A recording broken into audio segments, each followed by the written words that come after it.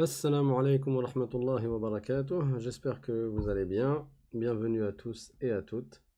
On va continuer, Inch'Allah, aujourd'hui dans le récit du voyage extraordinaire du prophète sallallahu alayhi wa sallam qui a eu lieu en une partie d'une nuit et qui s'appelle Al-Isra wal Mi'raj, c'est-à-dire le voyage nocturne et l'ascension.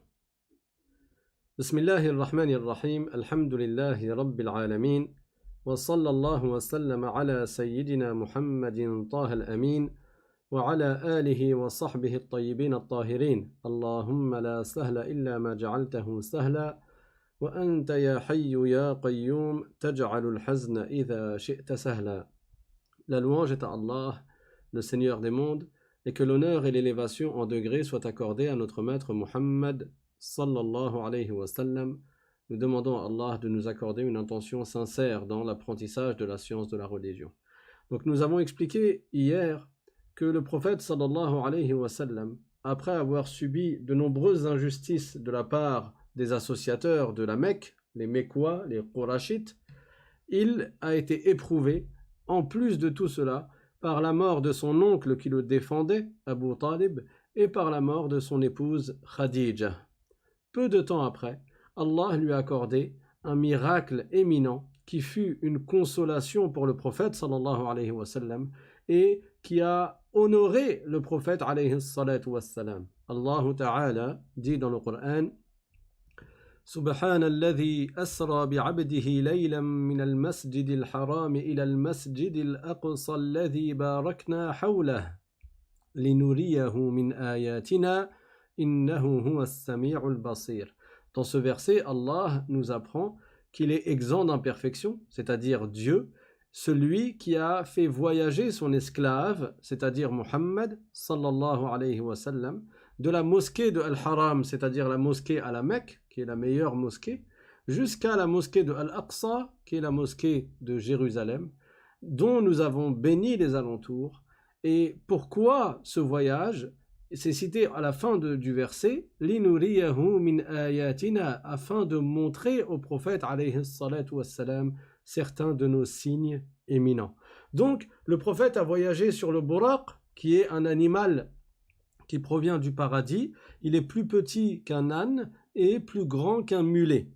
C'est un animal qui est beau, de couleur blanche, et tout ce qui est au paradis est beau, et cet animal provient du paradis. Il a des ailes, et comme nous avons dit, il a cette particularité de faire un bond et d'atteindre par ce bond-là l'extrémité de sa vue.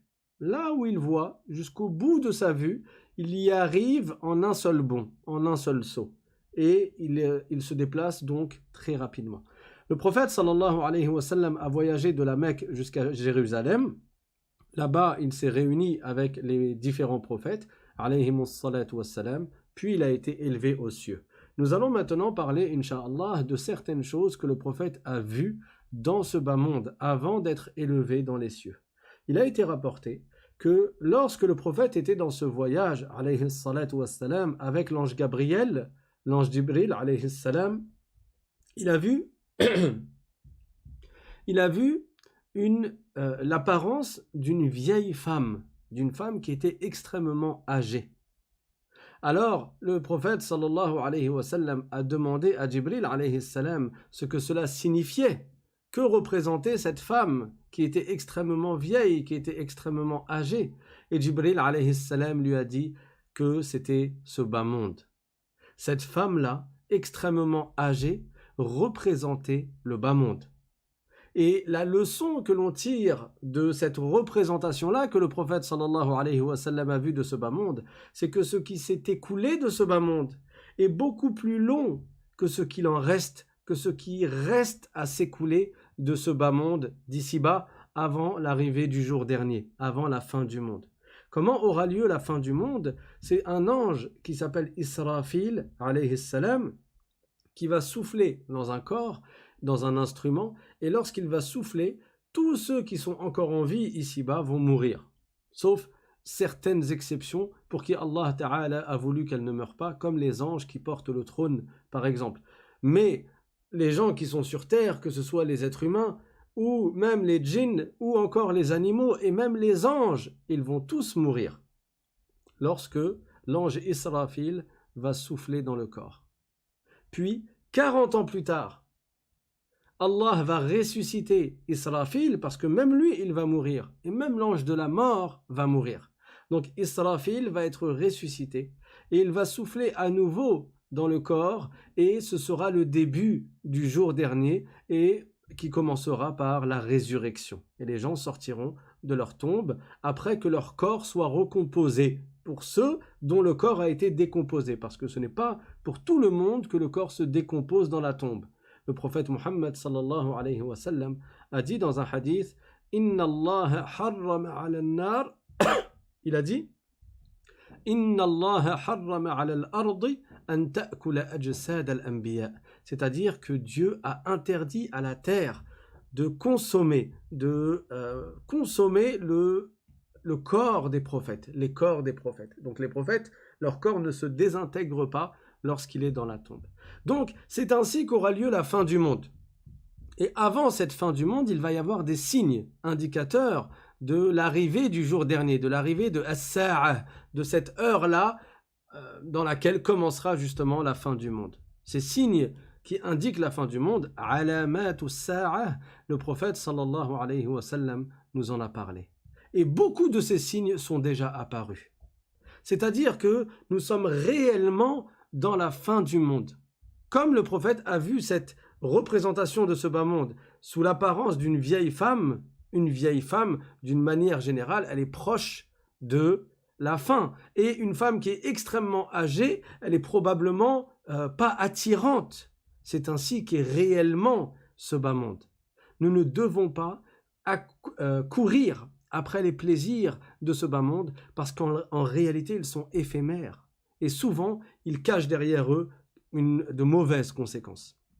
Il y a un savant qui a dit Ad-dunya qalil, wa ma baqiya minha qalil, والذي لك من الباقي قليل, ولم يبق من قليلك إلا قليل, فأنت أصبحت, ou plutôt, وقد أصبحت في دار العزاء, وغدا ستصير في دار الجزاء, فاشتري نفسك لعلك تنجو. Ça veut dire ce bas monde dans sa totalité, depuis le début de la création de ce monde, jusqu'à la fin de ce monde, de ce bas monde, c'est court. Comparé à l'au-delà, c'est très court, puisque l'au-delà n'aura pas de fin. Et ce qui reste de ce bas monde est encore plus court, puisque la majorité est déjà écoulée. Et ce qui t'a été donné de vivre dans ce qui reste de ce bas monde, c'est encore plus court, puisque la majorité des gens à notre époque vivent quelques dizaines d'années. Et ce qui te reste à vivre, dans ce qui t'a été donné de vivre, dans ce qui reste de ce bas monde, c'est encore plus court. Tu es aujourd'hui dans la demeure des condoléances, parce que tu vois autour de toi les gens meurent, les uns après les autres. Nous sommes dans la demeure des condoléances, nous nous passons jour après jour les condoléances les uns aux autres. Et demain, tu seras dans la demeure de la rétribution, c'est-à-dire la demeure dans laquelle tu devras rendre compte de tes actes.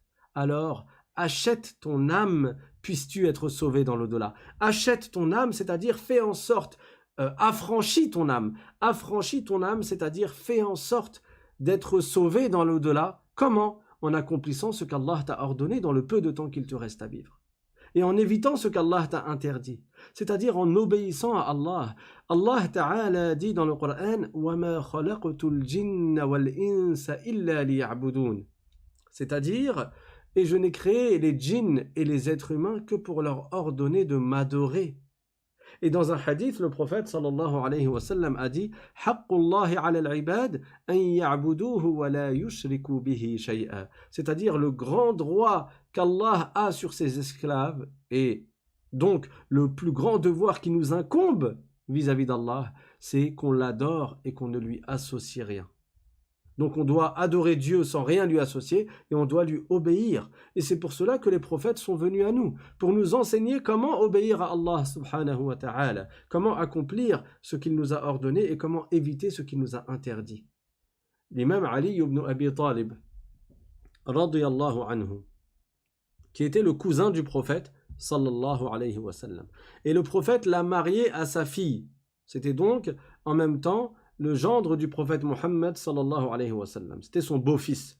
Il était marié à Fatima, qui était la fille du prophète Mohammed sallallahu alayhi wa sallam. Et il a été rapporté que le prophète lui a dit à sa fille Zawwajtuki bi a'lami ummati, c'est-à-dire je t'ai marié au plus savant de ma communauté. Donc il avait beaucoup de science. Il faisait partie des compagnons du prophète qui avaient le plus de science. Et il a été rapporté dans un autre hadith que le prophète sallallahu alayhi wa sallam a dit Ana madinatul ilmi wa aliyun babuha, c'est-à-dire je suis la citadelle de la science et Ali en est sa porte. Cela signifie également que Ali avait beaucoup de science. Un jour, Ali radiyallahu anhu a dit cette parole qui a été rapportée par Al-Bukhari.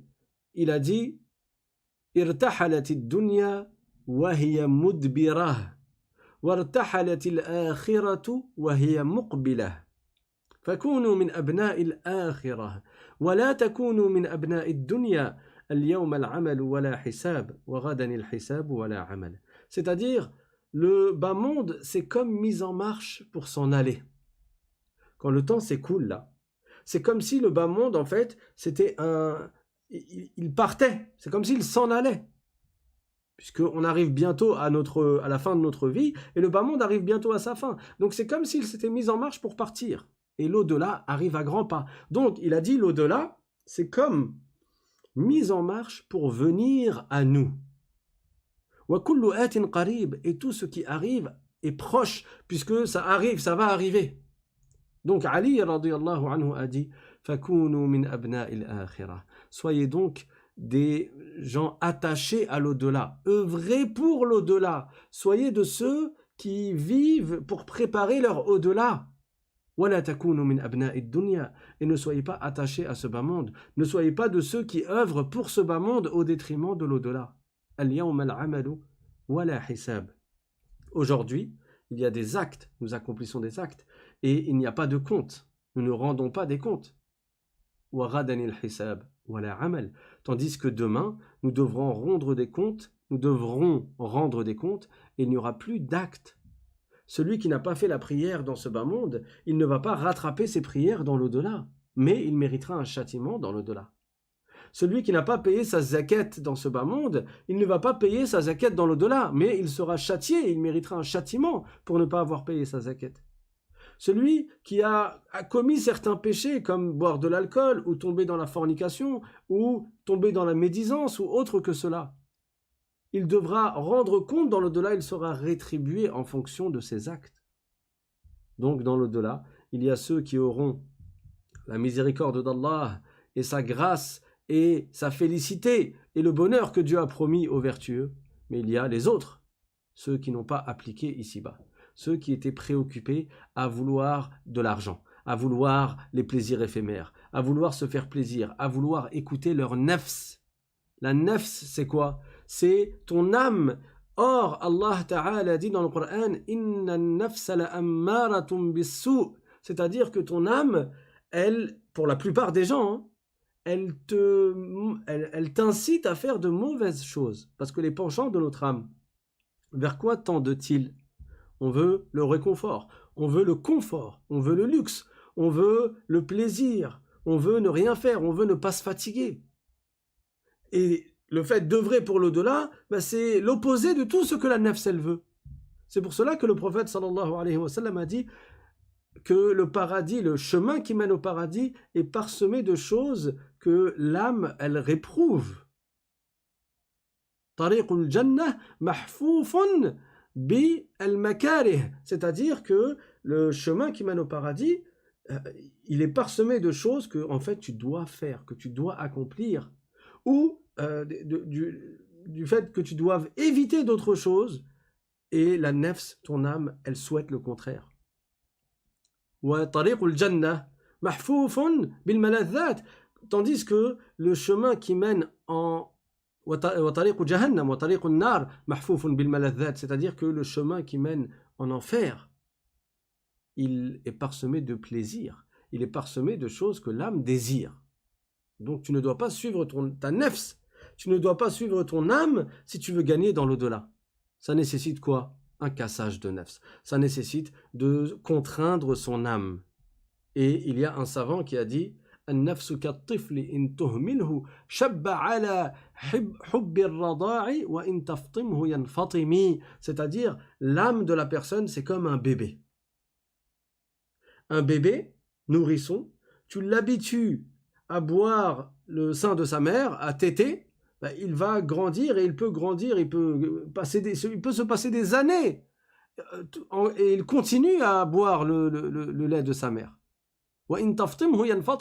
Par contre, si tu le bloques, ce bébé-là, et c'est ce qui se passe en général, arrivé à l'âge de 2 ans, tu l'empêches de boire. Et c'est dur pour lui au début. Mais qu'est-ce qui se passe après? Il s'y habitue. Et ça y est, il mange la nourriture des grands.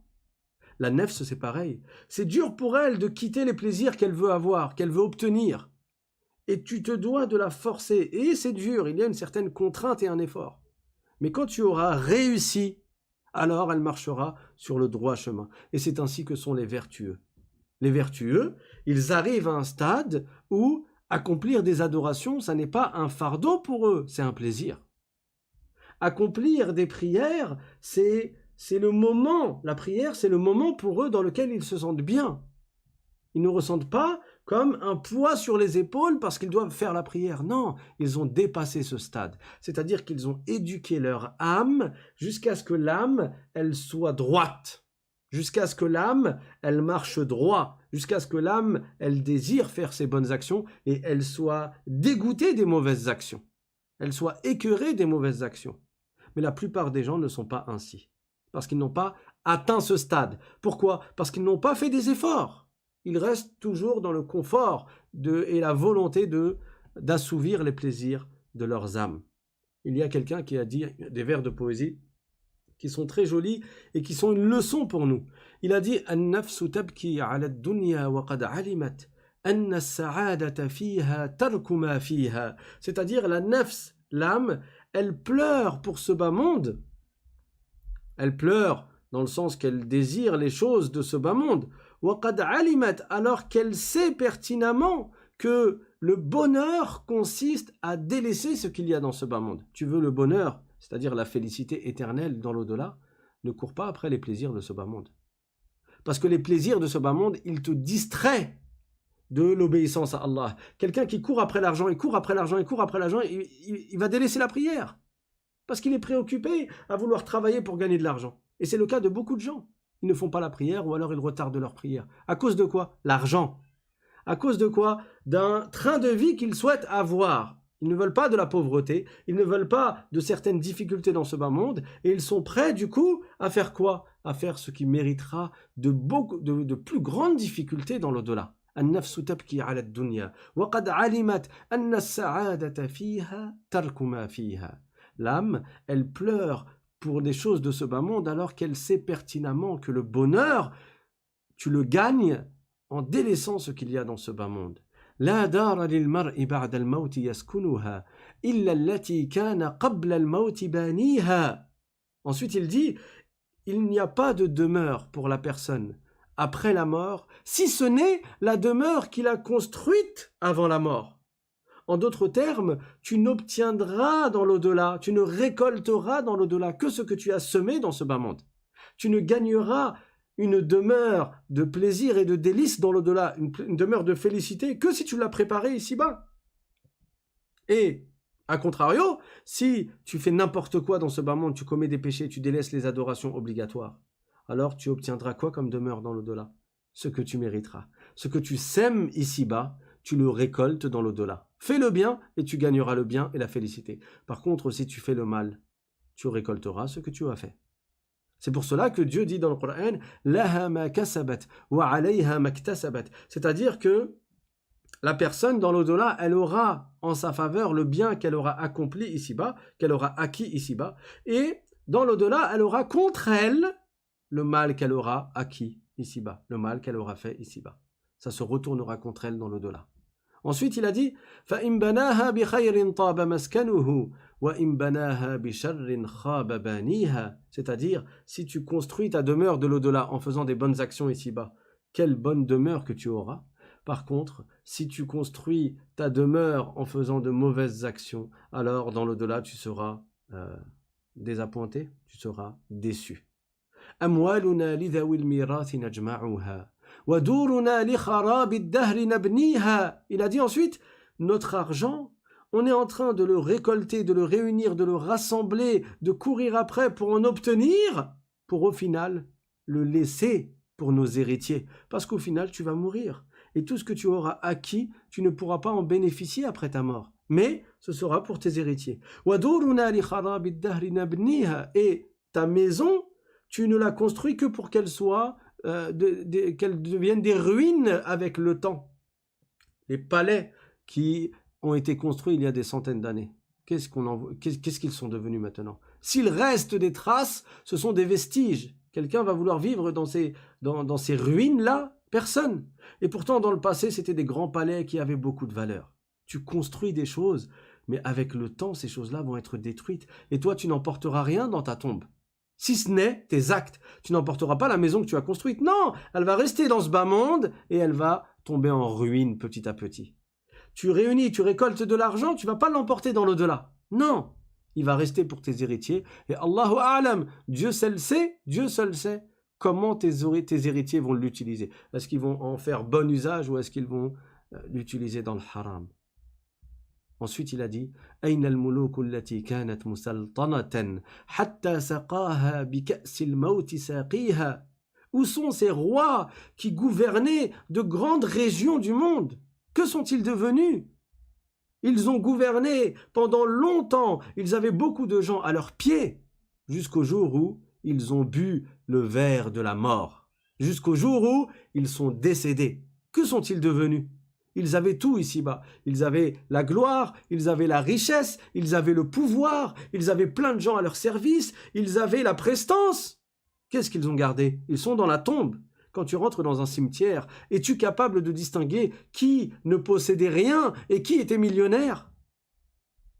Ils sont tous les deux dans un cercueil, dans certains pays, et dans d'autres pays, dans un linceul sans cercueil, et ils sont tous les deux sous la terre. Donc, qu'est-ce qu'ils vont gagner de tout ce qu'ils ont acquis ici-bas? Rien, sauf s'ils ont fait du bien. Si tu as fait du bien, tu gagneras dans l'au-delà.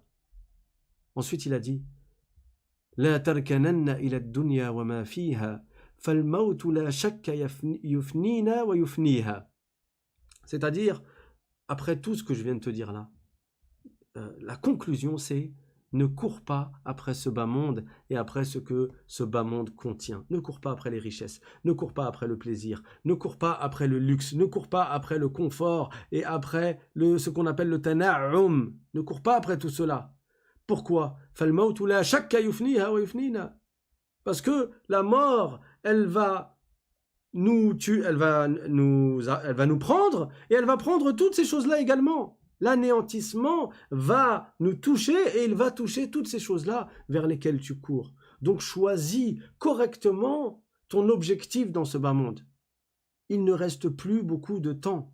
Allah Ta'ala dit dans le Coran وَلِكُلِّ أُمَّةٍ أَجَلٍ فَإِذَا جَاءَ أَجَلُهُمْ لَا يَسْتَأْخِرُونَ سَاعَةً وَلَا يَسْتَقْدِمُونَ. C'est-à-dire, toute communauté a une échéance à sa vie. Toute personne a un terme à sa vie. Et quand le terme de ta vie arrive, tu ne peux ni reculer d'un instant, ni avancer d'un instant. Qui sait? Peut-être que l'un d'entre nous, c'est déjà prédestiné de toute éternité que ce soit son dernier soir. L'un d'entre nous là, vous qui m'écoutez, et moi peut-être, ou quelqu'un de notre famille, peut-être que de toute éternité, Dieu a prédestiné que l'un d'entre nous va mourir ce soir. Peut-être que l'un d'entre nous ne verra pas le jour demain, il sera déjà mort. Sommes-nous prêts pour le jour de notre mort, pour le moment de notre mort? Avons-nous accompli toutes nos obligations? Avons-nous fait toutes nos prières? Il ne faut pas retarder. Pourquoi? Parce que notre fin, elle est proche. Certains savants ont dit Al-mautu sayfun ala riqabil ibad. La yadri ahaduna mata yaqta. C'est-à-dire, la mort, c'est comme une épée qui est posée sur notre cou et nous, on ne sait pas quand est-ce qu'elle va trancher. Imagine, tu as une épée sur le cou. N'importe quand elle peut trancher. Est-ce que si tu es raisonnable, tu vas essayer de gagner de l'argent, tu vas essayer de courir après des délices et des plaisirs éphémères? Ou bien tu vas essayer de te préparer pour l'au-delà, pour être prêt? وَتَزَوَّدُوا فَإِنَّ خَيْرَ الزَّادِ التَّقْوَى. Allah Ta'ala dit, faites des provisions, et la meilleure des provisions, c'est la piété. Donc, toujours dans la suite de ces vers de poésie, il a dit,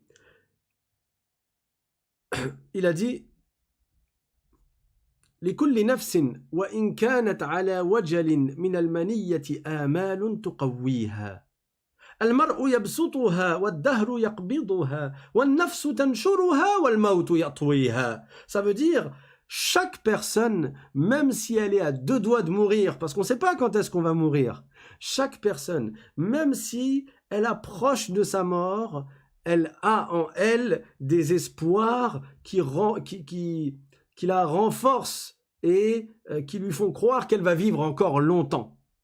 Chacun d'entre nous a prévu peut-être des choses pour demain. Pourtant, on va peut-être pas vivre demain. Chacun d'entre nous a peut-être prévu des choses pour la semaine prochaine, ou pour dans un mois, ou pour les vacances de l'été, ou pour après que j'ai terminé mon diplôme, ou après que j'ai fait ceci, ou après que j'ai fait cela, ou après mon mariage, ou après ceci, ou après cela.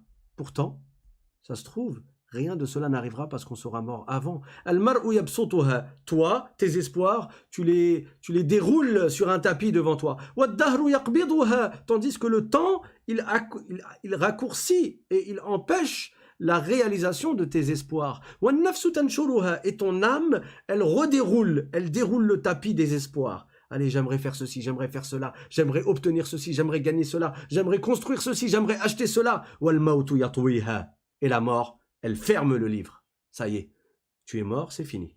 Tous tes espoirs-là, ils sont finis.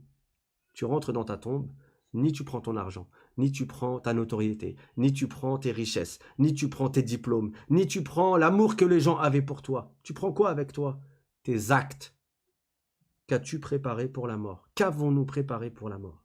Et tout ceci, on le tire de cette anecdote dans la nuit du voyage nocturne dans laquelle le prophète sallallahu alayhi wa sallam a vu l'apparence d'une femme qui était extrêmement âgée. Et Jibril alayhi salam lui a dit, c'est la dunya. Ça, c'est le bas monde. Qui est attiré par une femme de 100 ans ou une femme de 120 ans? Qui est attiré? Ce bas monde est à l'image d'une vieille femme. Le raisonnable, il ne s'y accroche pas. Une fois, il y a un homme qui a voyagé et qui s'est arrêté chez un vertueux. Il a vu que le vertueux, cet homme vertueux, c'était un homme de piété qui passait sa vie à faire des adorations. Il est rentré chez lui, il a vu, il n'y avait rien à la maison, il n'y avait rien chez lui. Il n'y avait pas de lit, de meubles, de ceci, de cela, c'était vide. Il lui a dit, mais tu n'as rien? Tu n'as rien avec toi? Il était choqué. Alors, cet homme vertueux lui a dit, mais toi aussi tu n'as rien avec toi. Parce qu'il avait des petits bagages, il était en voyage. Il n'avait pas sa maison sur son dos. Donc, le voyageur, il rentre chez le vertueux pour faire halte, et il s'étonne du peu de provisions qu'il a et du peu de matériel qu'il a, et lui dit en s'exclamant, mais comment ça se fait que tu n'aies rien avec toi? Alors, le vertueux, il lui a répondu par la même phrase. Il lui a dit, mais toi aussi, tu n'as rien avec toi, tu as que peu de provisions sur toi. Alors cet homme lui a répondu, mais moi c'est normal, je suis en voyage, je ne peux pas avoir beaucoup de choses sur moi. Alors le vertueux lui a répondu, mais moi aussi je suis en voyage. Nous sommes tous en voyage. Ce bas monde, c'est un pont qui mène vers l'au-delà. L'intelligent le traverse et ne s'y établit pas. Ce bas monde, c'est comme un pont. Le prophète sallallahu alayhi wa sallam a fait ressembler son état à l'état d'un voyageur qui s'arrête sous un arbre. Il a dit, ma ana fi hadhihi dunya. Il a dit ma ana fiha illa karakibin istadhalla tahta shajarah wa la budda huwa mufariquha. C'est-à-dire, je ne suis dans ce bas monde que comme un voyageur qui s'arrête sous un arbre et qui nécessairement va quitter cet arbre pour poursuivre son chemin. Et nous sommes dans ce bas monde, nous avons fait en fait une halte et nous allons poursuivre notre chemin vers l'au-delà. Et l'au-delà sera sans fin. Donc l'intelligent ne se charge pas dans cette demeure qui est provisoire de beaucoup de choses. En plus, ces choses-là, il devra en rendre compte dans l'au-delà. La poésie n'est pas finie, mais je vais m'arrêter là pour continuer, Inch'Allah, dans l'histoire donc du voyage nocturne et de l'ascension. Ou bien je la poursuis. Franchement, elle est belle, Masha'Allah. Allez, je vais la continuer rapidement. Il a dit Innal makarima akhlaqun mutahharatun ad-dinu awwaluha wal aqlu thaniha. C'est-à-dire les valeurs qu'il convient que la personne ait dans ce bas monde. Après avoir dit tout ce qu'il a dit sur l'importance de se détacher des choses d'ici-bas et de se préparer pour l'au-delà. Il termine en disant ce que tu dois avoir dans ce bas monde, ce qu'il convient que tu aies dans ce bas monde. C'est quoi les vraies provisions que tu dois rechercher? C'est quoi ce que tu dois mettre comme objectif entre tes deux yeux et que tu dois essayer d'obtenir? C'est pas l'argent, c'est pas des maisons, des voitures, du luxe et ceci et cela. Non, il a dit Innal makarima akhlaqun mutahharatun. C'est-à-dire que les bonnes valeurs, les bonnes manières, c'est ça le comportement pur que tu dois rechercher et que tu dois avoir. Premièrement, ad-din, la religion, c'est-à-dire que tu sois musulman et que tu appliques ce qu'Allah t'a ordonné et que tu évites ce que Dieu t'a interdit, que tu fasses preuve de piété. C'est ce qu'il y a de plus important, c'est ton premier objectif dans ce bas monde, parce que c'est avec l'islam que tu gagneras le paradis. C'est la clé du paradis. Celui qui n'est pas musulman et qui meurt ainsi, il aura tout perdu dans l'au-delà. Il aura tout perdu. Et au premier plongeon, dès qu'il va plonger en enfer, il aura oublié tous les plaisirs qu'il a eu dans ce bas monde. Tandis que celui qui a eu plein d'épreuves dans ce bas monde, mais qui est mort musulman, lorsqu'il va entrer au paradis, il en oubliera, tellement il sera dans un bonheur, il en oubliera toutes les tristesses et tous les malheurs qu'il a eu dans ce bas monde. Donc le plus important, c'est quoi? Ad-dinu awwaluha. Premièrement, la religion, c'est-à-dire que tu aies la foi en Allah et en son prophète Muhammad sallallahu alayhi wa sallam. Wal aqlu thaniha, et la raison. Deuxièmement, être raisonnable et conserver ta raison. Tu ne vas pas courir après des choses qui t'enlèvent ta raison. C'est une grande ni'ma, c'est un grand bienfait que Dieu t'a accordé. Comment tu vas retirer ce bienfait que Dieu t'a donné? Vous avez compris de quoi je parle? Qu'est-ce qui t'enlève la raison? Les substances illicites qui te font perdre la raison, comme l'alcool par exemple, ou comme d'autres substances qui, soi-disant, servent à la personne à s'évader, mais en réalité, elle ne s'évade à rien du tout, puisqu'elle revient très vite à la réalité, et en plus, elle est chargée d'un péché. Il a dit, troisièmement, la science. Pourquoi? Parce que la science, c'est ce qui te permet de savoir ce que Dieu t'a ordonné, ce que Dieu t'a interdit. C'est le premier pas qui te mène vers la piété. Si tu n'apprends pas la science de la religion, tu ne sentiras jamais l'odeur de la piété. Pourquoi? Parce que la piété, at-taqwa, comme Dieu nous l'ordonne, il nous ordonne d'être pieux dans le Coran.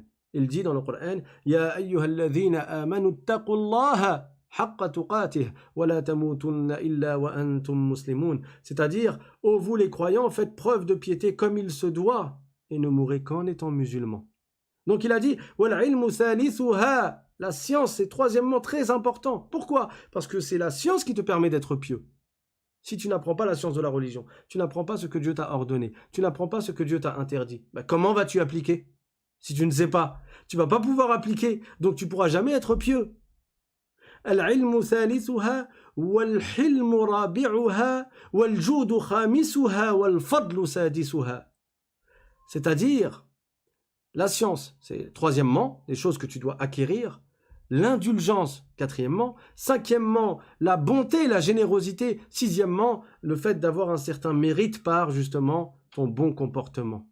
وَالْبِرُّ سَابِعُهَا وَالشُّكْرُ ثَامِنُهَا وَالصَّبْرُ تَاسِعُهَا وَاللِّينُ بَاقِيهَا. C'est-à-dire, septièmement, la bienfaisance, que tu fasses preuve de bienfaisance. Huitièmement, le remerciement.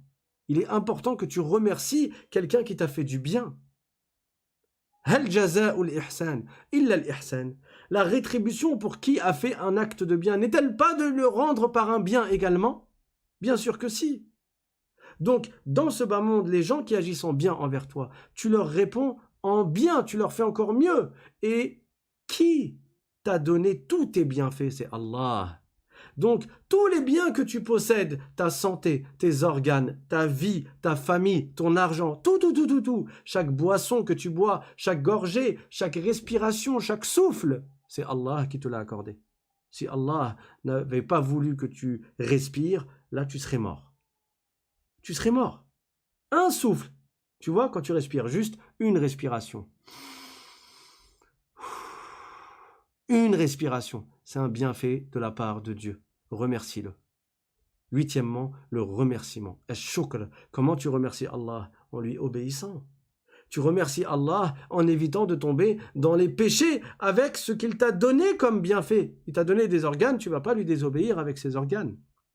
Neuvièmement, la patience. La patience est de trois sortes. Premièrement, patienter en accomplissant les obligations sans relâche. Deuxièmement, patienter face aux interdits, face au haram, en se forçant d'éviter le haram. Et troisièmement, patienter dans les épreuves en les acceptant et en disant Alhamdulillah, inna lillahi wa inna ilayhi raji'un. C'est Dieu qui m'a prédestiné cela, c'est à son jugement que je reviendrai, j'appartiens à Dieu, je ne me révolte pas contre Dieu, je ne me rebelle pas contre Dieu. Wallinu baqiha. Et dixièmement, la douceur. Le musulman se doit d'être doux, d'avoir un bon comportement et une douceur dans sa manière de procéder et d'agir avec les gens. والنفس تعلم أني لا أصادقها ولست أرشد إلا حين أعصيها. Ensuite il a dit, et mon âme, elle sait très bien que en réalité je ne dois pas lui faire confiance puisque l'âme elle tend vers le mal, c'est toi qui dois la forcer à suivre le bien. Et وَلَسْتُ أَرْشُدُ إِلَّا حِينَ أَعْصِيهَا. Et en réalité, je n'agis en bien que lorsque je désobéis à mon âme. وَعْمَلْ لِدَارِ غَدًا رِضْوَانُ خَازِنُهَا وَالْجَارُ أَحْمَدُ وَالرَّحْمَنُ نَاشِيهَا. Alors œuvre pour la demeure de demain. وَعْمَلْ لِدَارِ غَدٍ رِضْوَانُ خَازِنُهَا وَالْجَارُ أَحْمَدُ وَالرَّحْمَنُ نَاشِيهَا. Œuvre donc pour la demeure de demain. Cette demeure, il s'agit du paradis. Qui est le gardien du paradis? C'est Ridwan, l'ange gardien du paradis. Qui sera ton voisin au paradis? C'est Ahmed, le prophète Mohammed sallallahu alayhi wa sallam, qui fera partie bien évidemment des gens du paradis et que tu pourras visiter. War-Rahmanu nashiha. Et qui est le créateur du paradis? C'est Allah subhanahu wa ta'ala. Qusuruha dhahabun wal misku tinatuha wal za'faranu hashishun nabitun fiha. Les palais au paradis seront faits en or. La terre du paradis sera parsemée de musc. L'herbe du paradis sera du safran qui poussera à même le sol du paradis. Anharuha labanun mahdun wa min asalin wal khamru yajri riqan wal khamru yajri rahiqan fi majariha. Les fleuves du paradis, il y aura des fleuves de lait, un lait qui est pur et qui est délicieux. Il y aura des fleuves de miel, il y aura des fleuves qui sont de khamr, mais c'est pas le khamr de ce bas monde, ça n'est pas de l'alcool, ça n'est pas du vin, ça n'est pas une boisson qui a une mauvaise odeur, qui a un mauvais goût et qui fait perdre la raison et qui est néfaste. Non, c'est la même appellation, les deux s'appellent khamr, mais le khamr du paradis, c'est une boisson qui est délicieuse et qui n'a aucun effet néfaste secondaire. وَالطَّيْرُ تَجْرِي عَلَى الْأَغْصَانِ عَاكِفَةً تُسَبِّحُ اللَّهَ جَهْرًا فِي مَغَانِيهَا. Et les oiseaux, ils se déplaceront d'arbre en arbre, de branche en branche, et les oiseaux évoqueront le nom de Allah, ils feront le tasbih, ils diront subhanallah à voix haute, avec des voix qui seront magnifiques. Man yashtari ad-dara fil firdausi ya'muruha bi rak'atin fi dhalamil layli yuhyiha. Dernier vers de poésie. Qui donc veut acheter sa demeure au paradis? Qui veut obtenir cette demeure dans Al-Firdaus? Et Al-Firdaus, c'est le meilleur endroit qu'il y a au paradis. Le prophète sallallahu alayhi wa sallam a dit que Al-Firdaus est au centre et en hauteur dans le paradis. Au centre et en haut. C'est la meilleure place qu'il y a au paradis. Et bien entendu, le prophète sallallahu alayhi wa sallam sera dans Al-Firdaus al-A'la. Qui veut acheter? Man yashtari ad-dar. C'est là. Tu veux acheter quelque chose qui te sera utile, tu veux acheter et tu veux être gagnant, achète ta maison dans l'au-delà. Et comment tu achètes ta maison dans l'au-delà? Man yashtari ad-dar fil firdausi ya'muruha bi rak'atin fi dhalamil layli yuhyiha. Achète-la en faisant une rak'a dans l'obscurité de la nuit, en veillant la nuit dans les adorations d'Allah subhanahu wa ta'ala. La vie, elle est courte. Ce bas monde est à l'image d'une vieille femme. Rappelons-nous chaque jour de cela. Rappelons-nous chaque soir de cela. La fin, elle est proche pour chacun d'entre nous. Ne nous disons pas « Oh, j'ai que 20 ans. J'ai que 20 ans. » Il y a une fille, j'ai regardé tout à l'heure. Une fille, une adolescente, elle s'est fait tuer, subhanallah. Je crois elle s'appelait Aïcha. Une adolescente, elle s'est fait tuer par des camarades de classe. Est-ce qu'elle s'attendait un mois plus tôt, un an plus tôt, à mourir à l'âge de 15 ans, ou je ne sais pas quel âge? Ne crois pas que tu vas vivre encore des dizaines d'années. Ne crois pas cela. Même si tu as 20 ans, même si tu as 30 ans, ou 25 ans, ou 27 ans, tu n'es pas encore marié, tu as encore plein de projets. Ton premier projet, c'est quoi? C'est d'acheter ta maison dans l'au-delà, c'est de préparer. Et ici, tu n'achètes pas avec comme tu achètes dans ce bas monde, tu achètes par les adorations, en accomplissant ce qu'Allah t'a ordonné, en évitant ce qu'Allah t'a interdit. Et la première chose, c'est quoi? C'est l'apprentissage de la science, de la religion. L'apprentissage de la science, de la religion. Si tu n'apprends pas la religion, tu ne pourras pas avancer. Si tu n'apprends pas la religion, tu ne pourras pas t'élever en degré. Parce que si tu n'apprends pas la religion, tu ne pourras pas savoir comment faire pour gagner le paradis sans châtiment. Voilà en résumé ce que l'on peut tirer de cette vision que le prophète a vue à l'état d'éveil. Il ne dormait pas cette nuit-là, c'était un miracle qui lui a été accordé. Il a vu, alors qu'il était avec Jibril alayhi salam, dans ce fabuleux voyage, il a vu une vieille femme, et Jibril alayhi salam lui a dit, cette vieille femme-là, c'est la dunya, c'est ce bas monde. Donc, ne nous attachons pas à ce bas monde. Tu prends de ce bas monde ce que tu as besoin pour préparer ton au-delà. Ça ne veut pas dire ne fais pas des études, ne travaille pas, non. Tu prends ce que tu as besoin. Bien sûr, tu as besoin de manger, tu as besoin de faire nourrir ta famille, tu as besoin de vivre, donc tu as besoin de diplômes pour travailler, ainsi de suite, etc. Mais ne plonge pas à pieds joints de sorte à ce que ton objectif ce soit le bas monde pour le bas monde. Gagner de l'argent pour gagner de l'argent. Gagner de l'argent pour des plaisirs de ce bas monde. Non. Dans chaque acte de bien que tu fais, mets une intention sincère pour gagner des hasanat. Tu vas travailler dans le halal, mets l'intention de nourrir ta famille et de faire le bien avec cet argent-là. Mets l'intention de renforcer ton corps quand tu manges pour avoir la force de faire ta prière. Et ainsi de suite. Toujours avoir comme objectif l'au-delà. Gagner le paradis. Alors le prophète sallallahu alayhi wa sallam, il a vu d'autres choses également cette nuit-là. Mais l'heure d'aujourd'hui est finie, c'est passé vite, masha'Allah, alhamdulillah. Inch'Allah, on va continuer demain. À l'allure où je vais, je crois que les 4 jours que je vous avais cités ne vont pas suffire. Donc, soit je vais résumer les autres choses qu'il a vues, soit on va poursuivre dans le même rythme, mais du coup, on va devoir faire plus de jours. À vous de voir. Vous aurez qu'à laisser dans les commentaires de la vidéo si vous souhaitez qu'on résume pour rester 4 jours seulement, parce que pour certains, peut-être qu'ils n'ont pas le temps de tout écouter, ou si vous souhaitez qu'on reste sur la même allure, et du coup, ça prendra plus de cours. Inch'Allah ta'ala. Barakallahu fikum. Wa akhiru da'wana anil hamdulillahi rabbil alamin. Wa sallallahu wa sallam ala sayyidina Muhammad wa ala alihi wa sahbihi at-tayyibin at-tahirin. Donc, je vous donne rendez-vous demain à 20h pour la suite du cours. Wassalamu alaikum wa rahmatullah. Alors, avant de vous passer le salam, je rappelle pour les nouveaux, vous pouvez vous inscrire pour recevoir le lien du cours à chaque fois, quelques minutes avant le cours. Il suffit d'envoyer un mail à l'islam.simplement@gmail.com l'islam.simplement@gmail.com et Inch'Allah ta'ala, vous recevrez à chaque fois le lien des cours. Habituellement, on donne cours tous les lundis, tous les jeudis et tous les samedis à 20h sur des sujets différents qui sont tous très importants.